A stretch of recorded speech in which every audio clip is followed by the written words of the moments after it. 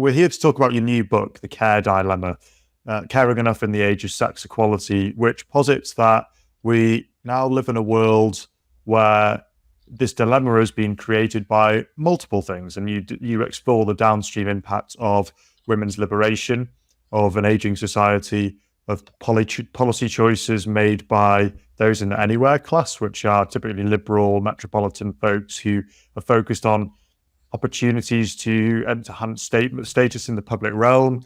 And this has created a bit of a precarious or non-optimal world for many other people, particularly those who want to optimize for rooted, closer family ties.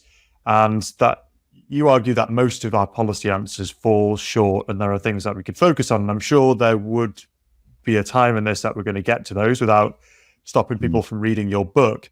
But perhaps we begin with describing the issue we're facing here a bit, in between that gulf in what the political classes sought to bring about and its impact on the family. Yeah. Well, the big idea that frames the book is this tension, if you like, between freedom for men and women, but perhaps particularly for women in recent decades, and the continuing demands of care for dependent young and old people, and how we've got that balance wrong in some ways in recent years, and what we can do to get the balance right again. Well, not so much again. I mean, I'm not a golden ageist. I don't, I'm not concerned to return to the 1950s in any way, but I do think that and this is very much a kind of anywhere bias. I think we've spoken before about how this book is, in a sense, the kind of third in my anywhere critique trilogy. The first book, The Road to Somewhere, where I talked about the anywheres and the somewheres, the value divides, education-based value divides, with anywheres being much more educated and mobile and leaning towards sort of openness and happy with change, whereas somewheres tend to be less well educated and more rooted and have their identities much more linked to place and group, and therefore much more discomforted by change. And then the second book, The Head, Hand, Heart, Struggle for Dignity and Status in the 21st Century, about how, which is a kind of elaboration of the anywhere, somewhere thesis based on the idea that we attribute too much value to one form of human aptitude, the kind of exam passing cognitive ability.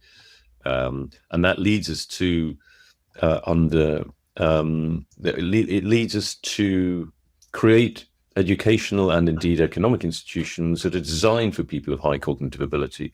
By definition, most of us are of average ability, and too many people of average ability are made to feel like second-class citizens in this world.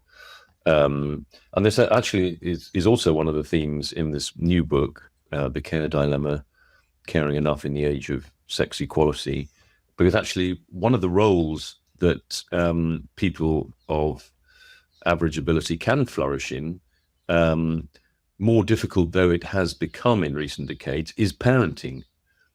I mean, to be, it's easier to be a decent parent than it is to be a brain surgeon or a corporate lawyer.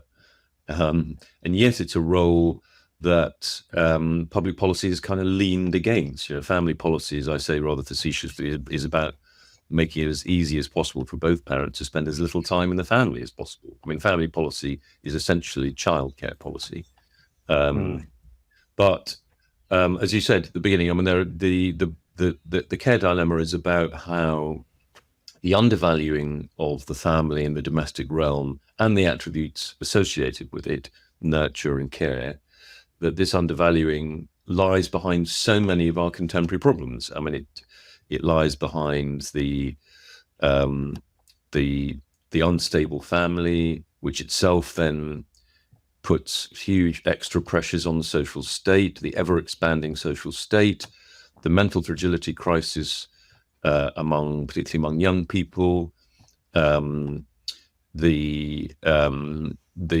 sharp fall in fertility. We've had yet further falls since we last spoke. I think we're down in the UK now to just over 1.4 total fertility rate, and the recruitment crisis in social care that we, along with all other rich countries, experience because we undervalue emotional labour. These roles sort of traditionally associated with the kind of female domain, if you like, and because we've had a sort of male default version of women's rights and women's liberation, there is this tendency to kind of overvalue the workplace and what is done in the workplace, and undervalue the work done by women and by men in the domestic realm.